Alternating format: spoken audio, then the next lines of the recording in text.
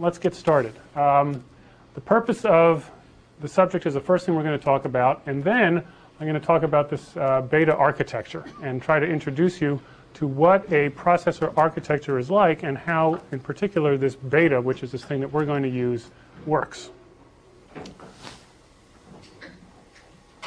So first, for the purpose of the subject, this is my little boy, Max, when he was 2 years old. Now he's 3. Basically, the purpose, I think, is fairly self-evident. What's going on behind the screen? Okay. Many of you, of course, all of you have taken the Structure and Interpretation of Computer Programs class, and so you know how to program in software, but there's still this mystery, this black box of what actually is executing the code and how it actually gets turned into the results on the screen. It's also true, of course, for that thing in the back there that's doing whatever it's doing.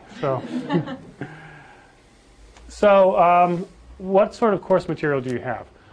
The lectures that I'm going to be given are actually not based on a textbook. Perhaps someday there will be a textbook based on this stuff, but right now the lecture notes themselves are actually the main text. And you know, given how busy things are, I have the lecture notes from last term, from the last term that I taught it, that you can look at, certainly at MIT. But I'm also going to be trying to keep ahead 1 or 2 lectures over here in the website here, and so you can look at that set of lecture notes kind of as a text. There's also an additional textbook, which is incredibly good, by Hennessy and Patterson, and that will not follow along in any way, but it's really fun whenever you're dealing with a topic in class here to sort of look up the corresponding topic in the textbook there and see how they talk about it. So if you're looking for things to do, that's a very good book to look at, and you all have it. Besides just the lecture notes themselves, we're also going to make available on the website various reference material. And in particular, since we're going to be programming this kind of processor called the beta, there's going to be a set of references having to do with that. And you can see 3 of them right there. 2 sort of different ways to think about doing it. One was the recursive way, which is on the left. And you have, fact of n. If n is zipped, then you give back 1. Otherwise, you recursively call yourself with n minus 1, and then after you've recursively called yourself, you take the answer, multiply it by n, and keep on going. And then I believe you also learned about the iterative way to do it. And in Scheme, it's sort of a implied iteration, which is that here's fact iter, and as you recall, there was the input n here, and there was an accumulation variable called val, and if n was 0 in the base case, you brought back val, and otherwise you did the computation in the arguments before you called fact iter, and as a result of there being no work left to do after this call was made, this was thought of as a go-to to just go back here. In other words, this was just an iterative loop, right? And so what was nice about that, if you recall, is that you didn't need a stack. You didn't need to remember old stuff. You just had to spin around and around. So today we'll start out with the simple case, which is fact iter, and we'll talk about how something like this might be implemented in the instruction set of a processor. And in particular, we're going to start by looking at the processor, which I believe you did at the end of the Scheme book, right? And then we'll see how that particular instruction set architecture is a little different than the one that we're going to be doing here, which is called the beta. But hopefully that'll be a link to where we're going to go. So let's take a look at what hopefully you guys have seen before. And again, please let me know if you haven't seen this, because otherwise, I'll slow down if you haven't seen it. Okay. So here's fact iter, and if you remember from the sort of last few chapters of the book, there was this idea that you can implement this function not necessarily in the language Scheme, but in a language that is more primitive. And the one that they showed in the book was called the register machine language. And it had instructions that were like test and branch and assign and go to. And from all the nods, I guess you've all done this, right? Great. So how is it that this actually works? Well, first of all, since it's an iteration, we have a label for where the loop is going to be. And that label points right here, and that says, here's where the loop starts. And of course, at the end of the loop, we go to the label that's up here. And so what that says is when you get down here, change the program counter, which keeps track of where you are as you step through and count through the instructions of the program, and change it to go back to here. So you just keep going around and around. And inside of the loop itself, what do? Well, we're going to first test if n, which is in a register, is equal to the constant 0. And where did the result of this go? Anybody remember where the result of the test went? So we say test if n is equal to 0. And where do you store the answer? It doesn't say here, does it? So what was implied in the scheme textbook at the end there was that there was a condition register in which the results of all tests got stored, either true or false. And after you put something in the condition register, which is implied here, then you can decide whether or not to branch based on what's in there by calling the branch statement. And if the condition register was true, then the branch would be taken. Okay? So that was, and you probably did this very, very fast, right? So it's okay. But the linkage between these two lines isn't shown here. Okay? You have to know how the instruction set works in order to understand the linkage between the test and the branch. That off to the side there is a condition register which stores the result of the test, and then the branch is like an if statement which is executed only if the condition register has a true value in it. And so what that says is that if n is equal to 0, then this branch will be taken and we'll jump to the label done. And in this case we go to register continue. How many people remember what that was? Stores the value of wherever we came from. Wherever we came from. So if somebody called this as a subroutine, they do that by saying assign continue to where you want to come back. And then you say go to fact iter. Then this runs. And then at the end, you branch back. Okay? Go back to wherever you came from. So this is just a subroutine, branch back to whoever called us. Now, what's over here? If we don't take this branch, we do two assignments. The first one is we take the register val, multiply it by n, and put the result in val. So that's essentially saying val equals val times n, if you were to do it in C. And then over here, we take n, subtract 1 from it, and put the result back in n. And now val and n have been both updated to have new things in them. And then we jump back here. So this is a translation of this code into this type of code here. Okay, but this is a much more primitive code, which then later on in the scheme book was run on a computer that could execute and understand the instructions that were down there. Okay. Now, don't worry if you don't understand that code too well, because you're not going to need it, because we're going to do something different. Okay. But I wanted to show it to you, just kind of show you the linkage in between what you've already seen in the scheme book to what we're going to be doing here. And if for any reason that's fuzzy, what you may want to do is just go back to the scheme book. I don't think I have it here, but in the back of the purple book, and look up the register system and just kind of reread those pages to understand how that system worked. And then when we talk about the beta, you'll understand how the beta is different than that one. And it's only a little different, okay, but it is a very close link to that. Let's say we wanted to build a computer that could execute the register machine language of the SICP book. Well, what do we need to make this machine? Let's say that you were told that you need to build a thing. Well, first of all, you need memory. You need memory for two reasons. First of all, that program that I just showed you has to reside somewhere to get executed. Right? Somewhere there needs to be some storage inside the machine that remembers what the instructions are. And there needs to be a program counter that steps through them one at a time. Say, now it's time to do this, now it's time to do that, now it's time to do that. Whoops, now it's time to branch back and go back into a loop over and over again. But there needs to be this memory. Okay? The second thing that we need is some sort of memory to store those intermediate values like val and n. And of course, if the program is more complex than fact, the amount of storage that you need is very, very big, right? If you want to write Microsoft Word, you need more than 3 or 4 words of storage. In fact, you need 64 megabytes of storage at least. Okay? So there's sort of two purposes to the memory. One is for instructions, the other is for data. The other thing that we would need to use to build a computer to execute that register machine language we just saw is some kind of a calculating device like a calculator in the old days with buttons, right? I don't, you know, and no one buys these anymore, but something that can add and subtract, do and or, you know, XOR, you know, stuff like that. And what this calculating device is called typically is a ALU, and that stands for an arithmetic/logic unit, because it can do both arithmetic operations like plus and minus and times, and logical operations like and, or, stuff like that.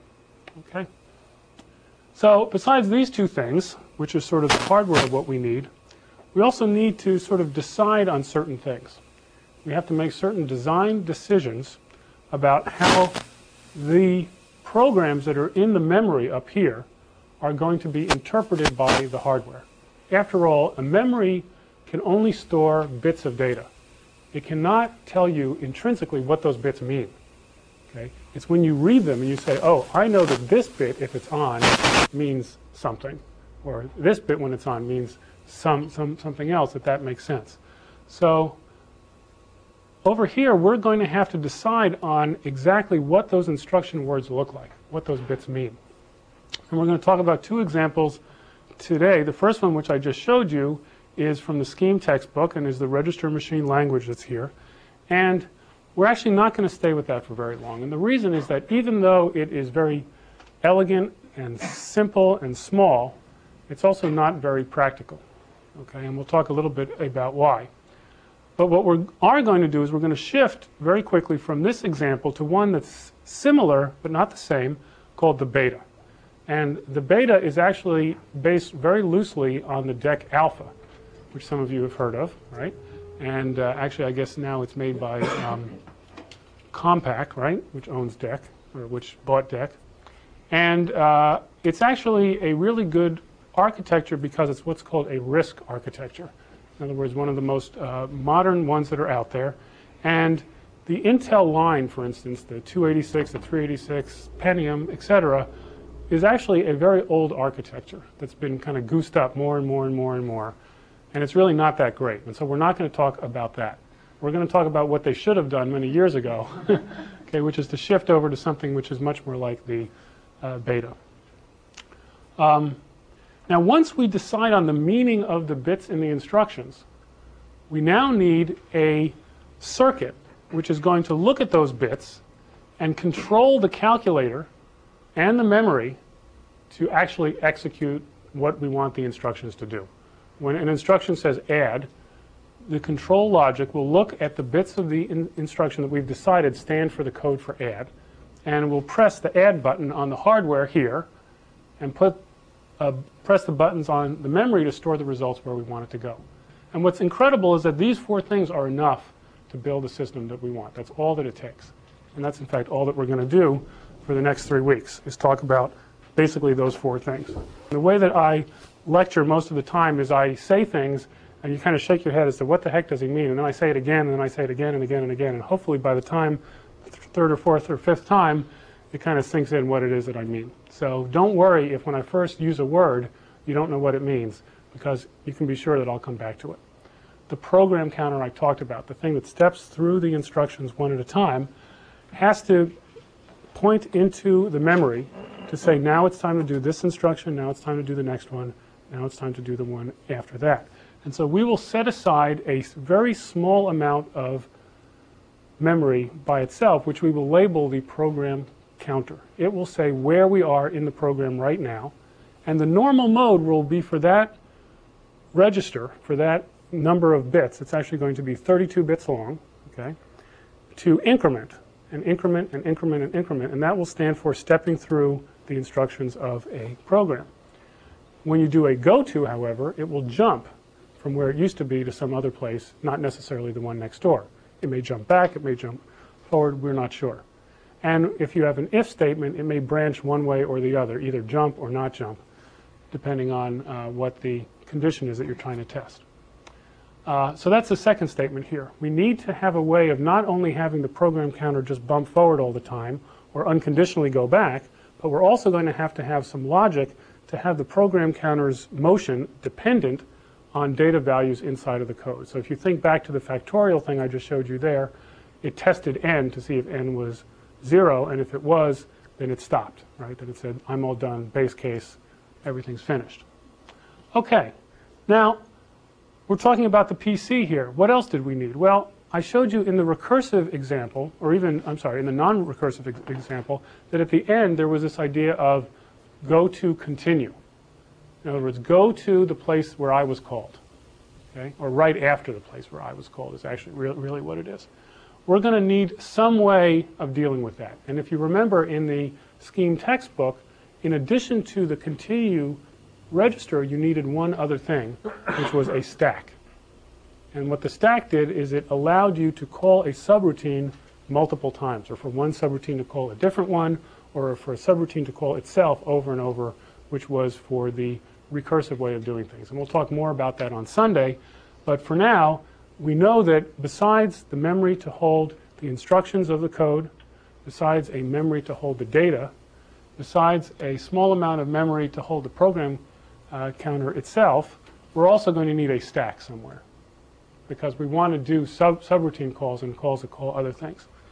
And then finally, we have to figure out some way of managing all of this stuff, being how we manage the stack, how we manage the heap. The heap, if you recall, is the place in Scheme where all the con cells were stored. We'll talk a lot about that as the weeks go by. Okay, so that has to do with how we manage the memory.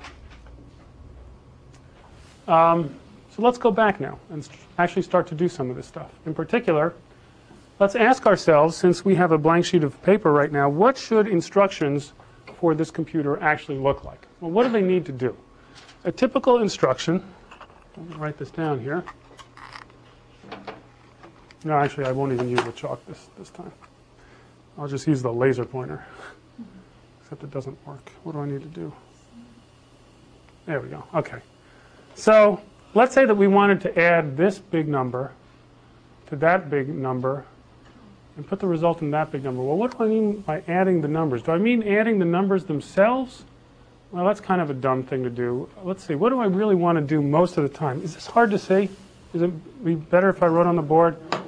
Okay, let me write on the chalkboard. I'm also colorblind and I can't see the... Oh, you can't see the red. Well, then we won't use the pointer anymore. That's easy. We can get a mechanical pointer. Well, yeah, but I always hate those things anyway. I'll just use my hands. Okay. So a typical operation is we want to take x and we want to take y and we want to add them to each other, and we want to put the result into z. Okay? And so let's say that we said set bang from Scheme here, z to be x plus y. That might be something we might want to do. And the question is, how do we translate this into an instruction for our computer to do? Well, in the Scheme register machine that you saw before, it was assign. Anybody want to help? Reg Z.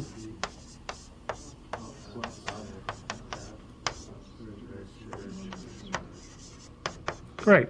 All right. Wonderful. Okay. And so you could kind of see how this instruction could correspond to one that this machine could do. But they never talked about exactly how you would encode this in bits. Okay?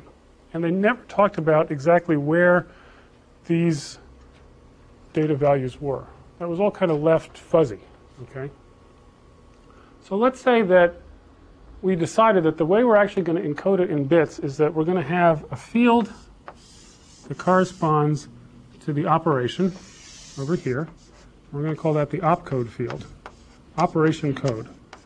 And one might say, for instance, that the opcode, and I'm just going to make this up, that the opcode 0 corresponds to plus, and the opcode 1 corresponds to minus, and so forth. Okay? One could just make this up.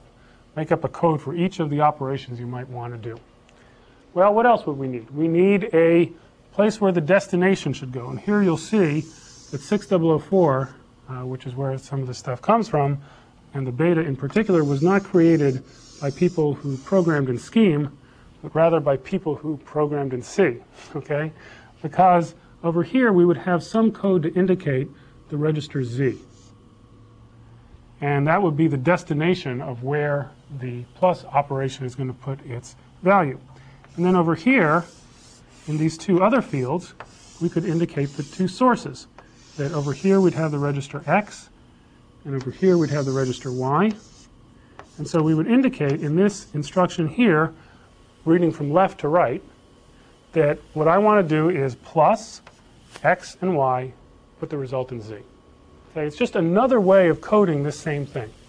And I want to switch from this sort of scheme-like way of doing things to this way of doing things only because this is more typical of what's out there.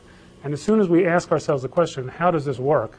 I think it's better to answer the question as, how does it usually work? Not how does it work in some weird system that's built at MIT, right? Okay. So it usually works that you have instructions in most machines that have these four fields: an opcode, a source, another source, and a place to put it. Okay, that's a typical thing. Now, we need to somehow figure out how do we encode the plus and the minus, which I just did here. We can just make up codes for them. But then how do I encode that I want this to go into the register X, this to go into the register Y, and this to go into the register Z? Well, I said before that we're going to have some big memory. And the memory is going to kind of have two things in it. It's going to have instructions,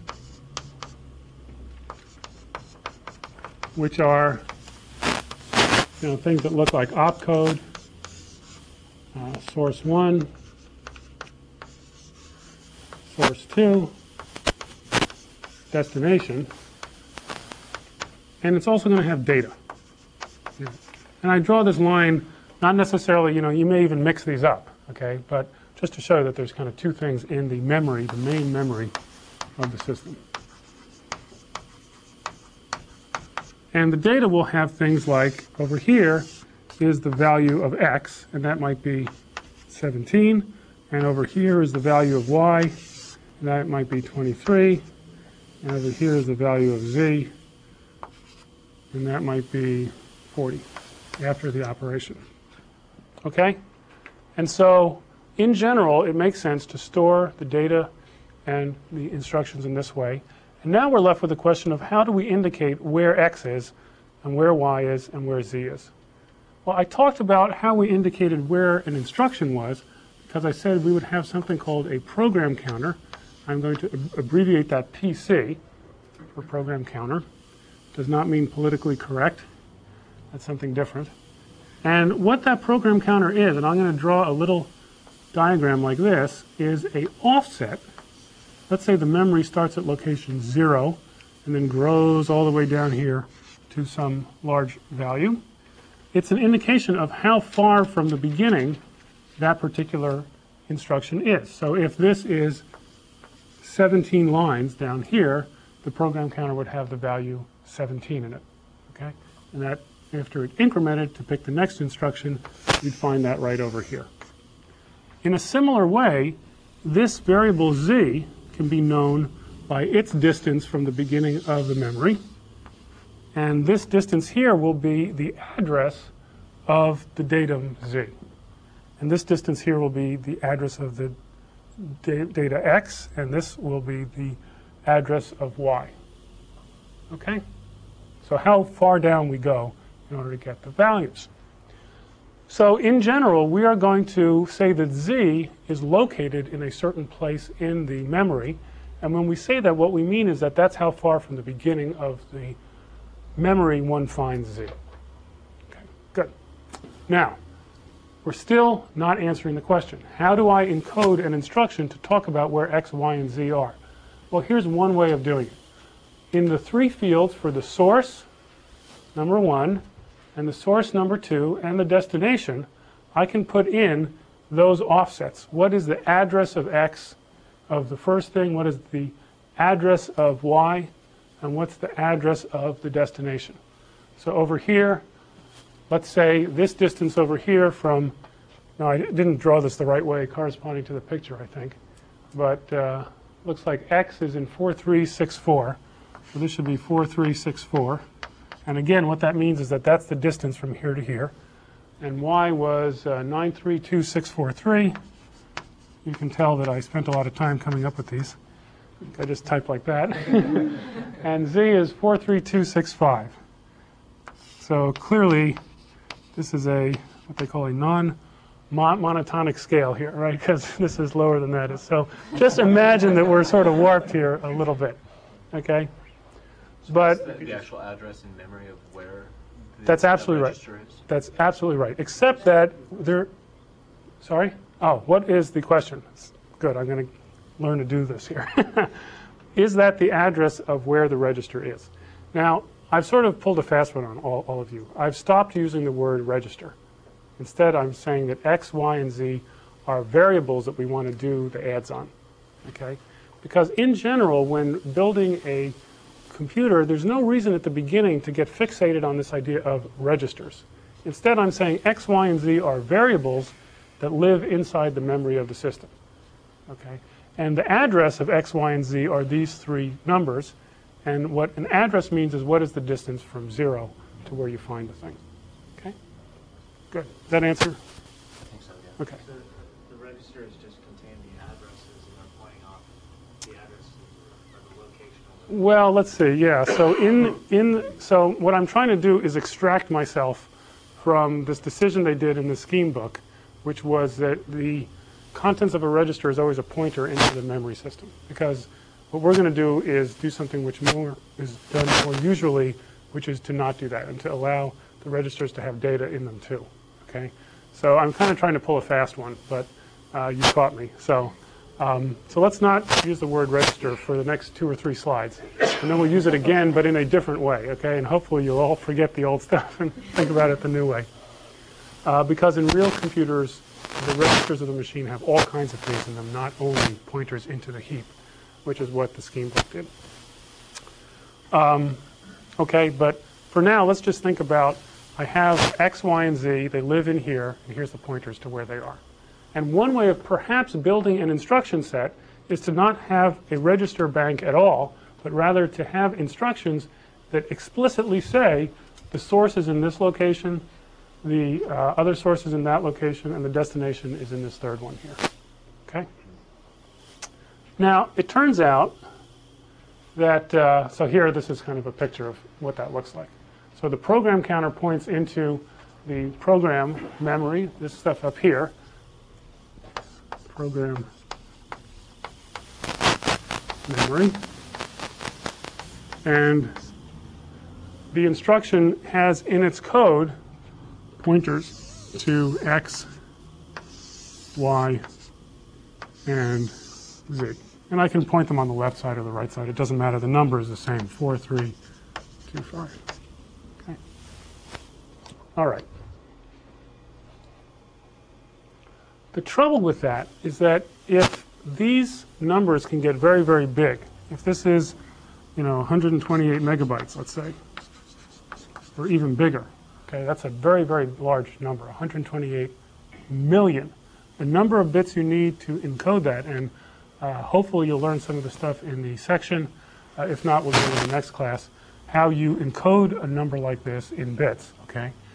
Then it turns out that the number of binary digits you need in these fields can get very, very long. And so what you unfortunately end up with is a number of bits in each of these fields, which is very, very wide. And so for a typical way that you look in a memory system like this is to use 32 bits.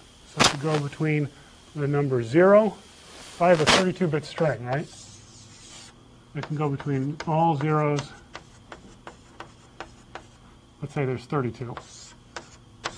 Just pretend, okay? And all ones, right? And there's 32 of those. How many different combinations of zeros and ones can I have counting this? So it's 2 to the 32 different ones are in here, right? Which is approximately, even more. It's about 4 billion. It's about 4 times 10 to the 9th, okay? It's actually more than that, but, okay. And a good way to think about that is that 2 to the 10th is exactly, what? 1024, which is approximately 10 to the 3rd, right? So therefore 2 to the 30th is approximately 10 to the 9th, and 2 to the 32 is 2 to the 2 times 2 to the 32, so about 4 times 10 to the 9th. So this is 4 giga locations, right, between here and here. And that means this is a typical memory system that you see out there, 32 bits wide. There are some now that are actually 64 bits wide. That's even more. And unfortunately, if there are 32 locations, 2 to the 32 locations between here and here, it means that each of these fields needs to be 32 bits wide. And before long, when you add up this, if this is 32 and this is 32 and this is 32, you have 96 bits over here, which is a very wide word. The whole operation will be 96 bits for these 3 fields, plus however many you have for the operations you might want to do. And what I'm trying to say is that this is bad, because it's too wide. It's too wasteful of memory. And so we're not going to use this way of doing it. It turns out there's another problem with trying to encode things this way too. And this is a standard joke that I do in my class, and so you guys all get to hear this bad joke. Everybody wants a memory system that is fast and cheap, okay, and also big. Right? I want as many bytes as I can get for as little money as possible, and I want it to be incredibly fast so that the computer can run very, very fast as it fetches data from these different locations here and does reads and writes into and out of that memory. The problem is that a